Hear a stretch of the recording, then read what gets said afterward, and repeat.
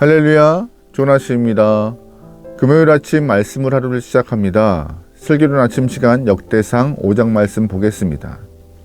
우리 5장 1절 말씀 읽고 시작하겠습니다. 이스라엘의 장자 르우벤의 아들들은 이러하니라. 르우벤은 장자라도 그의 아버지의 침상을 더럽혔으므로 장자의 명분이 이스라엘의 아들 요셉의 자손에게로 돌아가서 족보의 장자의 명분대로 기록되지 못하였으니라. 유다는 형제보다 뛰어나고 주권자가 유다에게서 났으나 장자의 명분은 요셉에게 있느니라. 아멘. 오늘 우리가 보게 될 말씀 역대상 5장 말씀은 르우벤의 족보로 시작합니다. 우리가 그동안 보았던 1장, 2장, 3장, 4장의 족보 이야기는 아담부터 시작하여서 이스라엘의 12아들, 즉 야곱의 12아들, 또한 그의 네 번째 아들 유다, 또한 그로 시작된 다윗, 또한 다윗의 자손들이었던 남유다의 왕들을 소개하고 있었습니다. 족보의 순서와 연결되는 것들을 보면 이해가 됩니다. 그런데 갑자기 다시금 회귀하여서 이스라엘의 첫째 아들 르우벤을 소개하고 있어요. 뭐 그럴 수 있다 생각해요.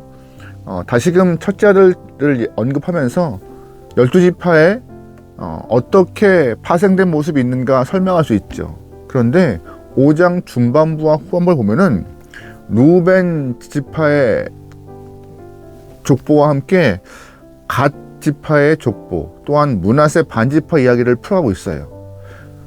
5장 안에 르우벤, 갓, 므낫세 반지파 이들의 이름이 언급되고 있는 것이죠. 왜 이들의 조합이 형성되었을까요? 갑자기 5장 말씀에서 이들의 이야기가 이렇게 한대로 묶여서 조합을 이룬 이유가 무엇일까요? 간단합니다. 오늘 본문에 있는 이 세 지파, 르우벤 지파, 갓 지파, 므낫세 반지파는 요단강을 건너가지 않고 요단강 동편에서 자신들의 땅을 차지하고 눌러 앉은 영혼들이에요. 즉 가나안 땅에 들어가지 않은 지파들입니다. 민수기 31장과 32장을 보면은요, 이스라엘이 출애굽한 이후 가나안 땅으로 들어가는 과정 안에서 마지막에 이제 미디안 족속과 전쟁을 벌입니다. 이스라엘 사람들은 이제 가나안을 지나가야 하는 상황 가운데 미디안과의 전쟁에서 승리하고 많은 전리품을 얻어요. 그때 가장 많은 전리품을 얻은 지파가 르우벤, 갓, 므낫세 반지파였습니다. 그들은 이제 자신들이 갖고 있는 전리품들, 즉 많은 가축을 갖고 요단강을 건너가서 가나안 땅에 들어가야 되는데, 본인들은 이제 전리품을 갖고 식구들을 끌고 그 강을 건너갈 이유가 없던 것이에요. 이만하면 되지 않았을까 하는 그런 안도감과 안정감을 스스로 느꼈던 것 같아요. 그래서 모세에게 가서, 모세요, 우리가 이 많은 가축을 갖고 또한 우리의 부인과 자녀들을 갖고 강을 건너가서 가나안 땅에 들어가는 것은 무리입니다. 이 많은 가축을 데리고 강을 건너가면 우리가 갖고 있는 가축은 다 죽을 것인데, 그러지 말고 우리 이 세 지파, 르우벤, 갓, 므낫세 반지파 이들은 강을 건너지 않는 요단강 동편에 남아서 자리를 잡고 살겠습니다. 모세에게는 천천병력이었습니다. 다 들어가서 하나님이 예비하신 가나안 땅에 들어가 터전을 잡고 땅을 분배하여 하나님 나라를 건설해야 되는데 두 지파 반이 못하겠다고 버티고 있는 것이죠. 모세는 머리가 아팠어요. 고민이 많았겠죠.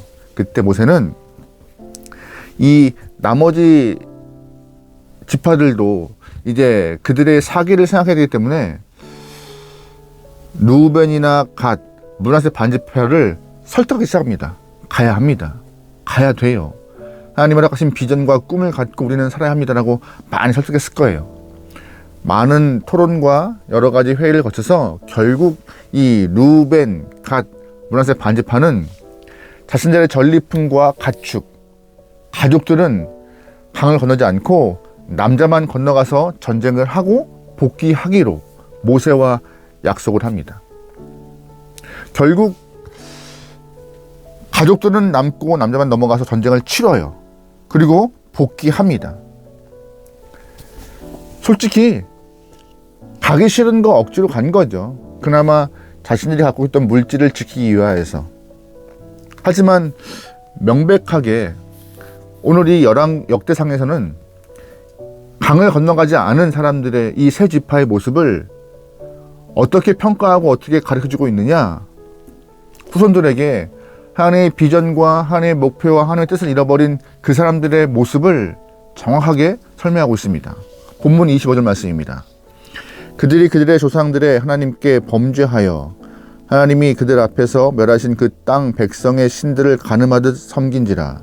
그러므로 이스라엘 하나님이 아수르 왕 불의 마음을 일으키시며 아수르 왕 디글랏 빌레셀의 마음을 일으키심에 곧 루벤과 갓과 므낫세 반지파를 사로잡아 할라와 하볼과 하라와 고산 강가에 옮기신지라. 그들이 오늘까지 거기에 있느니라. 아멘. 첫 번째, 루벤, 므낫세 반지파, 갓지파, 강을 건너가지 않은 이 지파들은 요단강 동편에서 자리를 잡았습니다. 그들이 생활을 했어요. 근데 결국 그들의 모습은 어떤 거였어요? 25절 말씀에 우상을 섬겼습니다. 가늠하듯. 그 땅에는 많은 우상들을 섬기고 주를 향한 마음을 빼앗기고 하나님을 향한 시선과 비전을 잃어버리니 그 땅에 안주해버리니 그 마음에 우상만 차서 결국 욕심대로 살아가는 영혼이 되었다라고요. 결국 그 이후에 하나님은 그들을 심판하십니다. 어떻게 해요?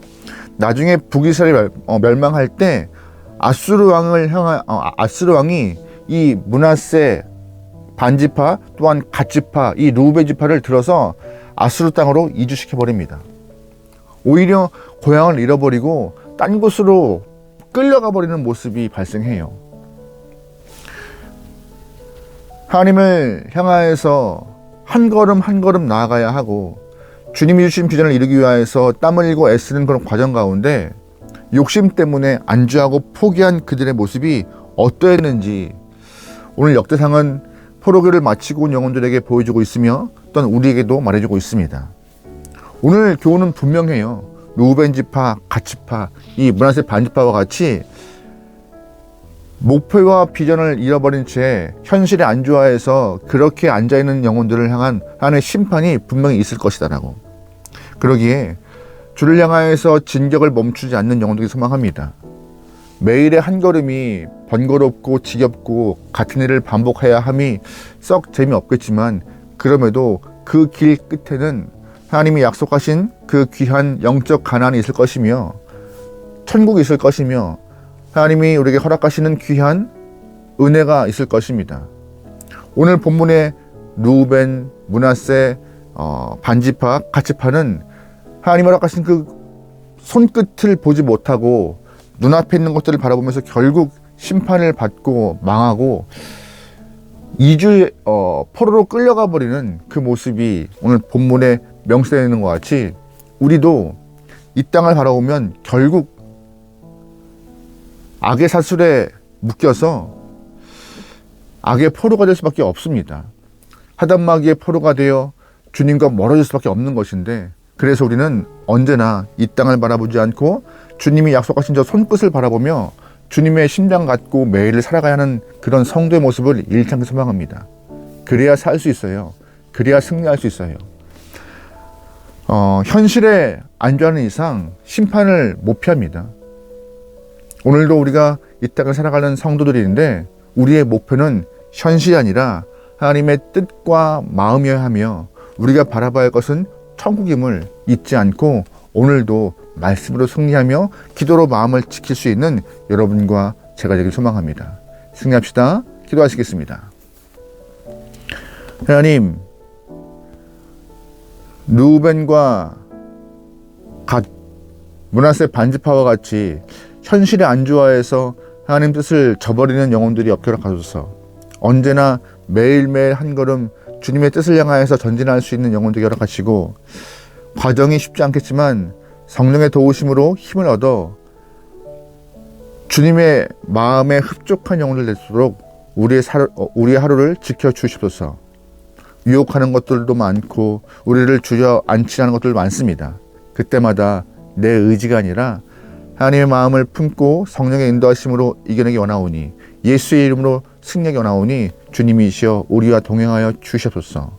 오늘도 함께 믿사오며 예수님의 이름으로 기도합니다. 아멘.